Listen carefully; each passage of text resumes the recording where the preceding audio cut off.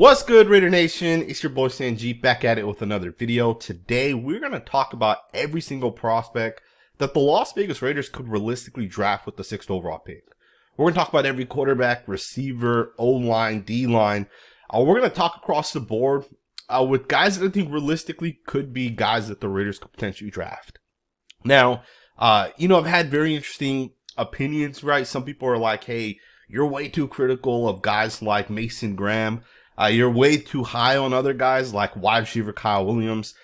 And I kind of want to just talk about some of these different, things that I think of some of these prospects, because a lot of my opinions have changed, right? Like things I was saying 3 or 4 weeks ago may not actually be true today. So I want to kind of talk about this. Now, I do think there's 3 guys that are unrealistic for the Raiders. I think quarterback Cam Ward, Travis Hunter, and Abdul Carter. I think those 3 guys are probably not going to be there. But outside of that, I think every other guy could potentially be there. And we're going to go in order. We'll start with quarterbacks. We'll talk running backs, receivers, O-line, D-line, and then we'll wrap it up with corners. And we'll start right away with the first guy, I guess, that the Raiders could potentially take with the 6th overall pick. That's going to be quarterback Shedeur Sanders. Early on in the process, I really like Shedeur, right? And by early on, I'm talking like last September, October, November.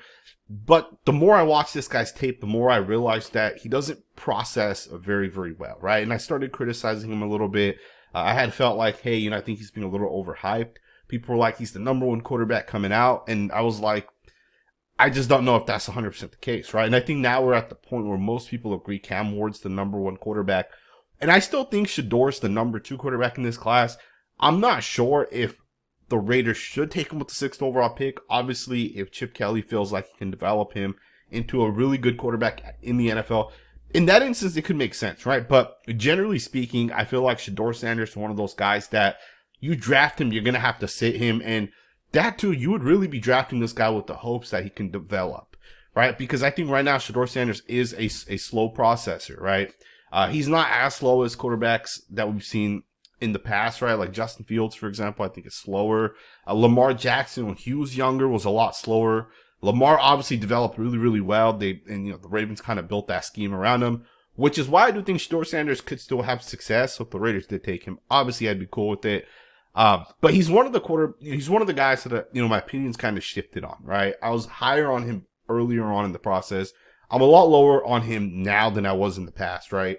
And obviously the Raiders are also at the point where they've kind of invested in quarterback Geno Smith. So I think it makes sense not to take a quarterback, especially with the 6th overall pick, because if the Raiders start having success, our next year's first round pick is not going to be the 6th overall pick, right? Next year, our pick might be like 23, 24, right? Depending on how far we can actually go once we get into the playoffs. Quarterback, I think Shedeur Sanders is the only guy that we would realistically even consider with pick 6. I know people have talked about Jackson Dart. Jalen Milroe has seen his stock start to rise as well. Some people are saying he'll be a top 15 pick. I don't know if I agree with that. Tyler Show out of Louisville is another guy who's seen his stock rise. I think a lot of these guys who have kind of seen their stock rise are not going to be first round picks. I think we're going to get Cam Ward in the 1st overall pick. I think there's a chance another team takes Shedeur as well in the 1st. Outside of that, I'd be very shocked if we get a 3rd quarterback in the 1st round. Let's switch focus. Let's get into the running backs a little bit. Obviously, Ashton Genty's the guy that most people want.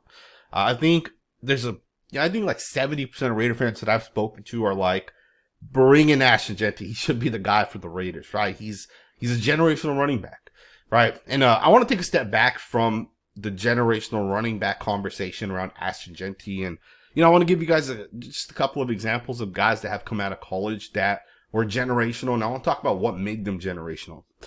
Most recently, we got Bijan Robinson, who came out of Texas. And Bijan Robinson was considered generational as he kind of came out. Maybe not from a statistical standpoint, but from, the stop-start quickness. And what I mean by that is, when you watch Bijan Robinson, you can hand him the ball towards the right. It could be a outside zone towards the right. And he will quickly recognize that, hey, there's nowhere to go to the right side, right? The defensive end has set the edge. And he's so quick that he can stop himself, turn left, and just start, and he's just right back to full speed, right? He has the movement that generally most guys don't have. Right, 99% of running backs don't have the type of movement that Bijan Robinson has. Right, that stop-start quickness is part of what makes this guy elite. And then you got vision in Bijan Robinson, right? He has elite vision. He can see those lanes and holes. But I would say that most good running backs have good vision, right? Josh Jacobs, great vision. We've kind of seen that. Derrick Henry's another running back with good vision.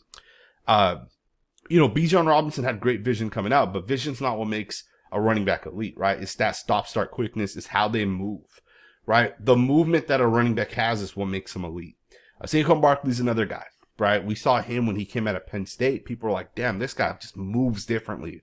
And it's a part of what made him one of the I think he was like, the second or third overall pick, right? I think he was a top 5 or 6 pick. So Saquon Barkley, right, goes in the top 10. Bijan Robinson, I think he was also a top 10 pick. And then Ashton Genty's kind of that next running back that's kind of in that same conversation. The thing with Ashton Genty is I think he's going to be a phenomenal running back in the NFL. But the one thing we've already seen with a guy like Saquon Barkley is, when he was with the Giants, he wasn't that good. The Giants' offensive line wasn't that good. Bijan Robinson is elite. He's arguably one of the top 2 or 3 running backs in the NFL right now. And that's with the Falcons' offensive line, which is a top 5 offensive line. Last year, how many games did the Falcons win? Right? And that was with an elite offensive line. That was with an elite running back. And I'm not taking a shot at Ashton Genty because Ashton Genty is that next Saquon Barkley, Bijan Robinson type of running back. Right? They're guys that just move differently, right?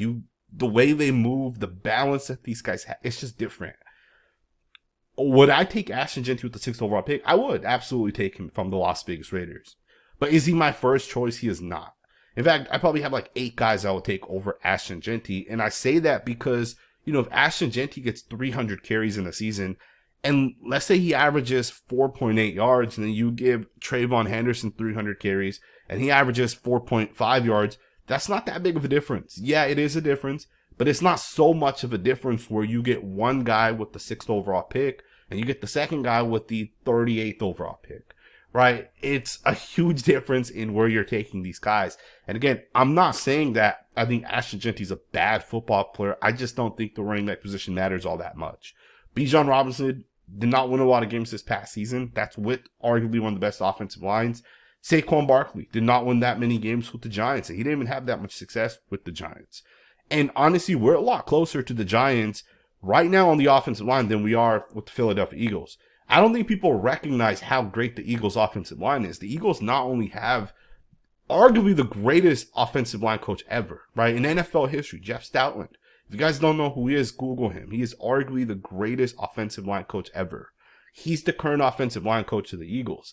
The Eagles will draft guys in, 6th-round picks, and they end up being Jordan Mailata, who's one of the best left tackles now, right? Jeff Stoutland just develops him nicely, and he becomes a superstar left tackle. They bring in Landon Dickerson in the 2nd round, and he's an all-pro left guard. They bring in Cam Jurgens in the 2nd round, and he replaces the Hall of Famer and Jason Kelce, and their O-line just continues to roll and just continues to dominate. They bring in Mekhi Becton, who was considered a bust, and he has an all-pro caliber season. He ends up getting paid like $10, $11 million. I think he went to the Chargers. My point in saying all this is, the success that Saquon Barkley had this past season, chances are we're not going to see that happen with any other running back in the NFL. Unless another running back hasn't, top 1 or 2 offensive line, it's just not going to repeat itself, right? And again, I hope people understand where I'm coming from. You're not going to win a Super Bowl if you think, we draft Ashton Genty and we don't fix the offensive line, right? There's a real chance that we're going to get into this season. If DJ Glaze doesn't work out, if Alex Kappa plays like he played the last 2 or 3 seasons, if Dylan Parham does not get better, right? If he kind of stays the same, our offensive line may not be that good, right? Like we're hoping these guys develop and take that next step. We have to realize Saquon Barkley doesn't have that season if he was with the Raiders last year, right? So it's not necessarily the running back. Yeah, obviously he's a great running back, but you got to build that offensive line, right? So I hope people understand that. Now, with that being stated, I don't think the Raiders will take any other running back with the 6th overall pick. I know some people have said that, hey, the North Carolina running back, Omarion Hampton here, he's pretty solid. There's a chance if Ashton Genty is, let's say, like the 4th overall pick, there's a chance another team in the top 10 would take Omarion Hampton. And I do agree with that. I think he might be a top 10 pick. I just would be shocked if he goes 6th overall to the Las Vegas Raiders, right? Now, when we do these realistic options for the 2nd round, there's probably like 6 running backs we'll talk about in that video. Let's switch focus. Let's get into the wide receivers a little bit. I think there's a ton of guys the Raiders will realistically consider with the 6th overall pick among the wide receivers, especially given that this is a need for the Raiders. Now, we don't really know how John Spytek's going to draft, right? For anybody out there that says, hey, John Spytek did X, Y, and Z with the Buccaneers, so we know exactly what he's going to do. I think those people are guessing or they're hopeful, right? John Spytek's never been an actual general manager. He's always been an assistant general manager. So Spytek's never really had that final say. And I know Spytek was empowered to draft and he was empowered to kind of make those picks, but he was never the main guy who made those picks. And he was never the guy that, hey, if you pick a guy and it's the wrong pick, you're going to get fired. He never had that type of pressure on him, right? But he has that now with the Raiders. So as we get into this, we don't really know if he's going to be solely best player available, if he's going to be solely, needs based or a little bit of in between. I think it's going to be somewhere in between. And truth be told, if you're going to go best player available, and let's say, for example, Travis Hunter's not on the board. Now, keep in mind, Travis Hunter, you guys don't see his name here. He's listed as a corner on the NFL mock draft database, which I don't know why they do this. He's not playing corner in the NFL. Travis Hunter's going to be a wide receiver, right? Cornerback's a system position. Most people can't even name 7 starting corners outside of their own team, right? And, it's just one of those positions where it's very, very system oriented. And Travis Hunter is a playmaker. You get him the ball, he's Jamar Chase-esque, right? That's the type of player he is. So obviously Travis Hunter's a guy I will take with the 6th overall pick. No questions asked if he's there. I'm sending that card in right away. Now, there is also a chance you can take another one of these wide receivers. If you're going to go best player available, I would think they're going to skip out on a wide receiver. But if you're going to at least approach the needs based, which I think is smart, you do have to consider needs, right? Like, for example, Tyler Warren might be a superstar tight end. You're not going to draft him if he's there, right? Because although he might be the best player available at the 6th overall pick, you don't need a tight end, right? You just took Brock Bowers. So you got to at least consider that a little bit, right? So Tetra McMillan, I think a lot of people have him as wide receiver 2. He's my wide receiver 3, but he's a guy I would absolutely take with the 6th overall pick. The Raiders have to bring in guys that can, make plays on the offensive side. We obviously right now have Brock Bowers. We have Jakobi Meyers, and I think those are our 2 best offensive players right now. But even with Jakobi Meyers, I don't think Jakobi Meyers is one of those guys like, Jamar Chase can catch a screen pass and he'll take it 50 yards. Brock Bowers will catch a screen pass, he'll take it 50 yards. Jakobi Meyers that's not his game, right? And, that's not hating on Jakobi Meyers. I love what Jakobi Meyers has been able to do for the Raiders. But Jakobi Meyers is a possession wide receiver. He's going to make tough catches, contested catches. He'll out jump corners and make plays over guys. But Jakobi Meyers isn't generally running away from guys, right? Like, he's not going to catch a pass and then run past corners and break multiple tackles. He will make people miss, right? But, the Raiders need guys that are going to be like Ashton Jeanty, right? Where you get the ball in their hands and they're going to make plays, which is one of the reasons why you could potentially draft a running back like Jeanty. But I do think other running backs are good playmakers as well that you could potentially bring in. And there's some good wide receivers in this class that could also kind of make those same plays. Tetra McMillan, I think, has a ton of upside. Some people don't think he has that ability to run away from people. In college, he didn't do that as much. But I still think, that's not his game, obviously, but I still think he'd be worth the 6th overall pick. McMillan's going to run across the middle of the field. He's going to have those contested catches, right? He's 6'3.5". He's long as hell, so, you don't have to put it right in his chest. As long as it's within, 5 yards on either side, he'll reach out there. He'll make those catches, right? And I think that's one of the benefits with a guy like McMillan. Now, McMillan might not ever go for 1,600 yards, but if you give him 120 targets, he'll bring 80 to 90 of those in, and it'll just be consistent, right? He'll be a chain mover. You throw him passes in the end zone, right? Those corner lobs in the back of the end zone.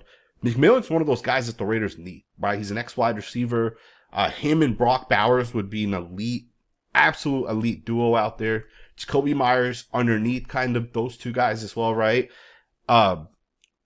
The Raiders need an ex-wide receiver, and I think Travis Hunter is another guy that can play the X. He's obviously different because he's smaller, but I think he's another guy that can kind of fit in well with the Raiders' offense. Now, I think there's a couple other guys you can consider with the 6th overall pick. I think Kyle Williams, who is my number 2 wide receiver in this class. I know the mock draft, the NFL mock draft database, I know it doesn't have Kyle Williams listed as a first round pick. I think sometimes some of these mock draft databases are wrong, right? If Mel Kiper isn't projecting Kyle Williams as a top 10 pick, every other person that just copy and paste is also not going to project him as a top 10 pick, right? I think Kyle Williams, when it's all said and done, is going to be a first round pick. I wouldn't be surprised if he goes in the top 15. If the Raiders liked him enough, I would take him with the 6th overall pick, right? If they liked him enough. Obviously, I've never spoken to Kyle Williams. I don't know what this guy's about. I don't know if he loves football. There's a lot I don't know about him, right? But based off of his tape, which I have watched a lot, this guy can separate. This guy can move. This guy, you give him a screen pass, he'll take it the distance, right? Kyle Williams, he's an elite talent at that wide receiver position. Now, obviously, you do have to realize he did play at Washington State, so some of what he did at Washington State, you do got to realize it was lower competition, so will it translate into the NFL? That's the question mark that some teams will have. Wide receivers generally, if they're elite at like LSU, if they're elite at like Ohio State, they're playing the best competition out there. It's going to translate. Take those guys in the top 10. There's guys sometimes that are coming out like CeeDee Lamb as an example. Guys like Kyle Williams, who you might say, he might not have done it against the best competition, so we're not going to take him in the top, 5 to 10 picks. But I think Kyle Williams is a realistic option for the Raiders with the 6th overall pick. He's a guy that I think is going to be an absolute stud in the NFL. Matthew Golden, Emeka Egbuka, and Luther Burden are the other 3 wide receivers that I think would be a play with the 6th overall pick. And we also do have to realize this. Rankings do not matter, right? They don't matter. And I know it changes the perception of how people look at these players, right? Like you may say, hey, the Raiders took a guy who's, he's the 35th player on the NFL mock draft database. Remember, this is just an average ranking from essentially fans, right? Guys that are not in NFL buildings. People in actual NFL circles might say, hey, Luther Burden's, he's a top 10 pick, right? He's a top 10 player. He's a difference maker. Luther Burden to me is another guy that I really, really like, right? So I have Hunter as my wide receiver 1. I have Kyle Williams as my wide receiver 2. Tetra McMillan is my wide receiver 3. Burden is wide receiver 4. And I don't even think there's that big of a difference between Luther Burden and McMillan. And then I think Matthew Golden, Emeka Egbuka are kind of in that same boat right there. Same with Jaden Higgins, but I probably wouldn't take Higgins in the first round. But I do think there's a chance the Raiders do end up going with Burden, Golden, Egbuka with the 6th overall pick. Maybe that's a little bit of a reach. But, if McMillan goes like, let's say Hunter goes with the 2nd overall pick, and then let's say McMillan goes with the 4th overall pick, there's a chance the Raiders might feel like, hey, we want a wide receiver, and we think this guy's a difference maker, right? Although it might not actually end up happening, never say never, essentially, right?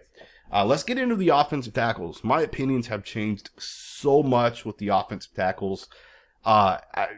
It's crazy because we're at a spot where this class among the offensive tackles and the defensive tackles specifically, there's really no consensus one. It's still kind of up in the air. And I think it's a little bit more so with the D tackles than the O tackles. For example, I think most people agree Armin Membaugh is the best offensive tackle in this class. I've been very high on him back, since basically January, right? It was like, I think this guy might be the best tackle. When we got the measurements, we got the 34-inch arms. I think he measured in about 6'3.5", 6'4", but he has the 34-inch arms. And remember, arm length is always way more important than anything else, right? Among offensive tackles. I think Armin Membaugh is going to be a very, very good offensive lineman in the NFL. I think he's a realistic option for the Raiders with the 6th overall pick. Membaugh is my number 1 offensive tackle coming out. Honestly, I don't even really know who I would put at number 2 if I had to really, really, really say this guy's my number 2 guy, right? We're not going to get too much into Membaugh. If you guys want more information of how I feel about him, I did a separate video I did a mock draft yesterday where I got a lot more detail into Membaugh. You guys can check that out. I posted that yesterday. I want to talk about some of these other guys though. Will Campbell's a guy that I would say is untouchable for me, right? Or undraftable, I guess would be the right term. Will Campbell's one of those guys where I think he's projected way, way, way, way too high. Will Campbell reminds me of a guy recently that we saw the Tennessee Titans draft. Peter Skronsky, I think 2 years ago, was a guy where, we all knew coming out of Northwestern, Peter Skronsky had the best tape among offensive linemen coming out of college. And we knew it right away. This guy's tape is really, really, really, really impressive. But we also realized that he's probably not going to play tackle in the NFL. He'll probably be an interior guy. And at that point, you just have to think, are you the type of general manager that will draft a guard in the first round? Or do you think that that's a bad value? Right? And I'll be the first to tell you guys, I would never draft an offensive tackle in the top 15 to 20 picks. It just doesn't make sense. Right? You can find Trey Smith in the 5th round. You can find Jackson Powers Johnson in the 2nd round. You can get a guy late, 3rd, 4th, 5th round, right? And oftentimes, Ben Powers, the Denver Broncos guard, I think he was like a 3rd or 4th round pick. You can find really, really, really elite guards in the NFL in the 2nd, 3rd, 4th, 5th rounds. I don't think taking a guy like Will Campbell, who I think is a guard at the next level, I don't think it makes sense to draft him in the 1st round, especially with the 6th overall pick. So he's a guy that I would say is undraftable. If you think he can play offensive tackle, that's a different story, right? Then you can consider taking him. I personally would not take him. And I'd actually be upset, right? Like, if the Raiders said we're going to take Will Campbell, I would be upset with that pick. I'm not going to lie to you guys. And I do think he'll be a good guard in the NFL. I think he'll be a good offensive lineman, generally speaking. But it'd be a pick where I just feel like it doesn't make sense to draft a guard that high, right? Kelvin Banks, Josh Simmons, Josh Connerly are all very, very interesting prospects as well. I think, Josh Simmons will be a really good tackle in the NFL, but that's going to be based off of how he develops, right? He obviously tore his ACL last year at Ohio State. Some people had him as offensive tackle 1 early on in the process. Tore his ACL. I still think he'd be a guy you're kind of projecting because he wasn't a finished product last year, right? He moved fairly well, but sometimes he struggled against power. Kelvin Banks, a lot of people have him projected as a guard. I kind of do as well. I probably don't. I don't know if I would say he's a 1st round tackle. Again, this class is weird, right? Because I think Armin Membaugh is definitely a top 10 pick, and his tape backs it up, right? He's a blue chip player, right? He's a day 1 starting tackle, and there's no questions about it. If you guys, if you guys watch enough tape, you guys just see it with Armin Membaugh. He's solid. He's a solid ass player. Every other guy is like, there's like developmental needs, or their arms are too short, or they're too slow, right? I don't know if there's another tackle in this class that I would say is a day 1 starter. Membaugh's probably the only guy, which means the Patriots might jump on him really, really quickly and draft him. Kelvin Banks, I think, if you want to draft him as a tackle, I take him in the 2nd round. Josh Connerly, I think, is the only other guy I would potentially draft in the 1st round. Now, I probably wouldn't draft him with the 6th overall pick, but I do think he has a ton of upside, and I do think he'll be a good player as he kind of develops, but you're still banking on development. All right, so that's something you're going to have to consider with a guy like Josh Connerly. There's other tackles in this class that I think have potential. Ariante Urstrees, there's potential in his tape, but Urstree's kind of slow, right? And I think for offensive tackles, if you don't have elite movement, you're going to struggle, right? If you don't have that elite, because you're going up against defensive ends. 1 week it'll be Micah Parsons, who's very, very explosive, very twitchy. The next week after that, you'll be going up against, Trayvon Walker or Tyree Wilson, guys that are going to throw your ass 15 yards back, right? So as an offensive tackle, you have to first and foremost be able to move to take on guys like Micah Parsons. And then you have to be strong enough to be able to anchor down as well, right? Which is a part of why guys like Wyatt Milliam, for example, to me is not an offensive tackle that I would start. It's kind of similar with Kelvin Banks, Josh Connerly. Those guys are on the smaller side a little bit. Can they handle power? That'll be a question mark as they kind of get into the NFL. That's why the offensive tackle class is, it's kind of all over the place in this year's class specifically, right? Ozzy Trapilo is a guy that I think could work out as an offensive tackle. I would say that, if I'm going to say, hey, this guy's going to start in the NFL at tackle, Membaugh's definitely one of the guys that I would have faith in. Ozzy Trapilo is another guy I would actually have faith in, that he'll be able to start in the NFL as an offensive tackle. And then, of course, Anthony Belton will be another guy that I think could start in the NFL as offensive tackle. I think Anthony Belton could be a guy the Raiders might take with the 6th overall pick as well. If Armin Membaugh is the first guy taken, let's say he goes 4th overall, and the Raiders want a tackle, I think Anthony Belton could be a guy that you would potentially take with the 6th overall pick. Now, of course, I think he's going to actually end up getting projected as a guard, not a tackle. but he is like 6'5.5". He has like 34.5-inch arms. So he's long enough to play offensive tackle. He's physical. He's strong. There's a lot of developmental upside with a guy like Anthony Belton. But again, that's, 6th overall pick, maybe a little high, right, to take a guy like Belton. But I wouldn't be surprised. I wouldn't be surprised if he goes top 15, to be honest with you guys. That's probably it among the offensive tackles. I'm going to go through some of these guys a little bit quicker. Mason Graham is a guy that I'm not high on at all, right? I'm not going to lie to you guys. I watched Jalen Carter come out. And when I watched Jalen Carter, this is probably the 4th year of evaluating the NFL draft, right? When Jalen Carter came out, I said, this guy's just different. I watched Christian Barmore 2 years before that. I watched Devontae Wyatt the year before Jalen Carter. And I said, man, Christian Barmore was legit. Devontae Wyatt was legit. And then I watched Jalen Carter, and I said, man, it's the best defensive tackle I've ever watched, at least coming out of college. And it was like the 4th, 5th year of me analyzing, right, like fully watching like 15 defensive linemen every single year, right? Jalen Carter was elite, and he's kind of like, guys, whenever I evaluate guys, I always think about Jalen Carter and how great he was. Now, I don't think any defensive lineman's ever going to touch Jalen Carter, right? That's a rare occasion. But I've also watched guys that just weren't good, right? Guys that came out, they're just not good football players, right? Guys that were like 2nd round picks. Tyree Wilson, right? That's another guy that I always compare people with. And I say, Tyree Wilson hasn't developed, and the Raiders took him with the 7th overall pick. What did he do? What did his tape look like in college? Because that's generally not going to translate, right? You can kind of see what works and what does not work. Mason Graham, to me, is closer to Tyree Wilson than he is to Jalen Carter in the way they play. Right? Mason Graham's super, super strong. He's an elite run defender. He's strong, physical, but he doesn't have a lot of pass rush technique, right? And I know there's plays on Twitter, if you put in Mason Graham's name, there's plays out there, right? There's a play against the USC center, where he like swims over the top and the guy kind of goes flying. There's a couple other plays that people will pick apart, but I always want to go back to this, watching 1 or 2 good snaps. Those are highlights. Those are not, play by play, right? To me, Mason Graham just doesn't have the elite movement, the elite hands. He doesn't have the pass rush upside that I would want among my defensive tackle. I would not draft him with the 6th overall pick. Now, that doesn't mean I'd be super upset if the Raiders drafted him. I do think the Raiders could still use Mason Graham. I don't think he's Jalen Carter. I don't think he'll ever be as good as Jalen Carter.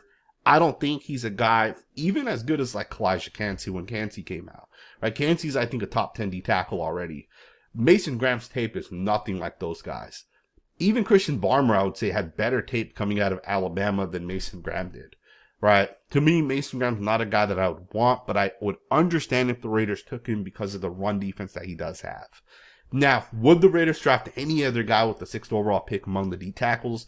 Probably not. I think Walter Nolan's the only other guy the Raiders would consider with the 6th overall pick. I think Walter Nolan might actually end up going before Mason Graham. Walter Nolan has the movement that Jalen Carter has. Now, he doesn't have the pass rush technique, but he has the movement, right? So when when you want to be a top defensive tackle coming out, and we'll use Jalen Carter as an example, there's 2 things that make him good, right? When he pass rushes, there's 2 elements of his pass rush. The first is that first step when he gets out of his stance, right? He gets out of his stance, he's going to fake left, and he's going to quickly come back right. Or he's going to go right, he's going to quickly come back left, right? Or he's going to fake left, fake right, spin back towards the left, right? It's that first movement within the pass rush. And then the second part of it is the hands, right? So you fake, and then you come back right, and then you chop with your right hand as you come back right, right? It's just how you pair it up together. That's what makes Jalen Carter a great player. Walter Nolan at least has that first part of it down, right? That movement, being able to like just be twitchy. But his pass rush technique isn't as good as Jalen Carter's, obviously. Walter Nolan, Mason Graham are kind of different, right? Like Walter Nolan's very twitchy. Mason Graham's not as twitchy. I would say this, Walter Nolan going before Mason Graham, I would not be surprised if it happens. I also think with a guy like Walter Nolan, we saw a guy in Byron Murphy last year go 15th overall to the Seahawks. So I wouldn't be surprised to see Walter Nolan go in the top 15 to 20 picks either. Outside of that, I don't think any of these other guys would make sense. I know some people like Kenneth Grant. I like him. I would not take him with the 6th overall pick. Derek Harmon, these are second round players for me. Darius Alexander, second round guys. Edge players is kind of interesting. Abdul Carter's not going to be there. Jalen Walker's a guy that I like, but, is he a linebacker or is he a defensive end, right? I know he's being projected as like, edge 2 in this class. I don't see it from him. I'll be honest with you guys. I've always felt like he's kind of overrated. He is fast. He is quick. But he's also played a lot of linebacker at Georgia. So again, I'm not sure, is he being valued as a linebacker or as an edge player, right? Because if he's a true edge, that's different. You could take him potentially with the 6th overall pick, but he played a lot of linebacker as well. And I just don't think it makes sense for the Raiders to take a linebacker with the 6th overall pick. Now, would I be shocked? Probably not. John Spytek with the Bucks, they did draft the linebacker high, right, in the past. So I wouldn't be surprised if it ended up happening, but I probably wouldn't draft Jalen Walker. And honestly, if if Abdul Carter is not there, I probably wouldn't draft any other edge player with the 6th overall pick. Mike Green could make sense. James Pierce could make sense. Those two guys from a pure tape perspective would make sense with the 6th overall pick. But both of those guys have character issues. Mike Green apparently has had like, some assault cases that have kind of happened. Now, I don't know, what's come out of those, but he's apparently had some of those. James Pierce has elite twitchiness, elite movement, but apparently has anger management issues. And it's not like, hey, I get angry like once every 5 days. Apparently it's really, really, really bad, right? That's at least the scouting report on those two guys. I would say, though, if those two guys were great character guys and there was no issues, in the background, Mike Green and James Pierce would be candidates to be the 6th overall pick for me, right? Obviously, I don't think they're going to go 6th overall. I think both guys are going to end up falling into like somewhere between the 15 and 32 range. Again, outside of Abdul Carter, I don't know if I would take an edge with the 6th overall pick. There's upside, though, right? And there are guys in the 2nd round that I would consider, which, again, we'll get into the 2nd round guys a little bit later on. And then let's wrap it up. The Raiders could take some of these corners as well. Will Johnson, Jedi Barron, I think, are two guys the Raiders could realistically take with the 6th overall pick. But I do also think that those two guys are corners, which is a system position. Is Will Johnson the next Derek Stingley? Is Jada Barron the next, Jalen Ramsey? I don't know, right? Corner is a position I don't generally watch, but I did watch some Barron tape, and I also watched the Kentucky guy, Maxwell Hairston. I think he's another guy that has some really, really good tape. If the Raiders wanted a corner, I would highly consider waiting until the 2nd round. I don't think a ton of corners are going to go in the 1st round. So I think if you wait until the 2nd round, you can get a starting caliber corner. Like Siobhan Revel Jr. could have been a top 10 pick had he not gotten hurt last year. He might actually be there in the 2nd round when the Raiders pick. Benjamin Morrison was considered a top 15 pick coming into the season. He might actually be there in the 2nd round, right? So there's talent at the corner position. Now, obviously, if you think Will Johnson's good enough to take his ass. Barron, if he's good enough, take his ass. But again, I think it's a system position, so I would hesitate a little bit. Of course, you guys know how I feel about Travis Hunter. He's probably my number 1 player on the board this year, to be honest with you guys. I think as a wide receiver, he's a difference maker. So I hope you guys enjoyed this video, man. It was obviously a little bit different. I just wanted to kind of give you guys my thoughts and opinions. We could probably use this video as a reference video when the actual draft kind of comes around. We'll see how some of my thoughts and opinions kind of pan out. I always say, my thoughts are not going to be what the general person or the general consensus might feel. I never follow what other people say. If someone says Mason Graham's an elite prospect, one of the greatest D tackles we've ever seen in the last 10 years, I will watch his tape and actually value him based off of how I value guys, right? And that might not go with how, the general person kind of values guys. So I hope you guys appreciate that. I hope you guys enjoyed this video. I hope you guys have a great day. Enjoy, if you're a Lakers fan, enjoy the game today, man. It's going to be a very interesting series. Let's kind of get into it. Thumbs up, subscribe, drop a comment down in the comments below, and I will see you guys next time with another video.